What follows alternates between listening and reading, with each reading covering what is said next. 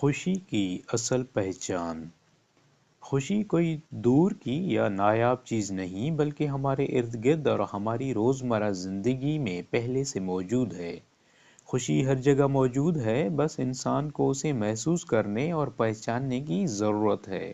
بارش کے بعد مٹی کی خوشبو، گرم دھوپ، کافی کا پہلا گھونٹ یا بچے کی بے ساختہ ہنسی، یہ سب وہ لمحے ہیں جنہیں ہم عموماً نظر انداز کر دیتے ہیں۔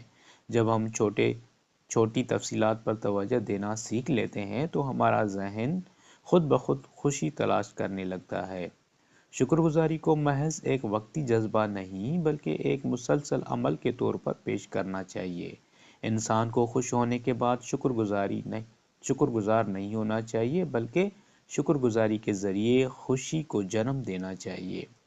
جب ہم زندگی کی چھوٹی نعمتوں پر شکر ادا کرنا شروع کر دیتے ہیں تو خوشی ایک مستقل کیفیت بن جاتی ہے، نہ کہ وقتی احساس۔ خوشی ہمیشہ بڑی کامیابیوں، دولت یا شہرت سے نہیں ملتی بلکہ اکثر معمولی چیزیں جیسے پسندیدہ گانا، دوستوں کے ساتھ ہنسی یا تازہ روٹی کی خوشبو زندگی کو خوشگوار بنا دیتی ہیں۔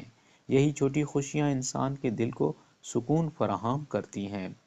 ذہنی حاضری یا موجودہ لمحے میں جینے کی اہمیت پر زور دینا چاہیے۔ جب انسان حال میں جینا سیکھ لیتا ہے تو عام لمحے بھی خوشی کا سبب بن جاتے ہیں۔ دھوپ میں بیٹھنا، صبح کی خاموشی یا ٹھنڈی ہوا کا لمس، یہ سب اس وقت خوشی دیتے ہیں جب انسان پوری توجہ کے ساتھ انہیں محسوس کرے۔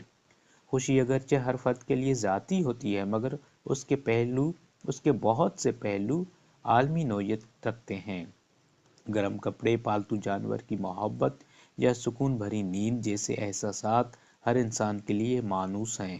انسان جب اپنی زندگی کی مثبت چیزوں کو لکھنا اور یاد رکھنا شروع کرتا ہے تو اس کا نقطہ نظر بدل جاتا ہے۔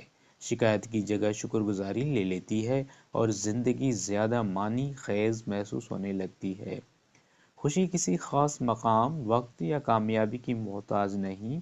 اگر انسان نظر بدل لے تو خوشی ہر لمحے، ہر جگہ موجود ہے۔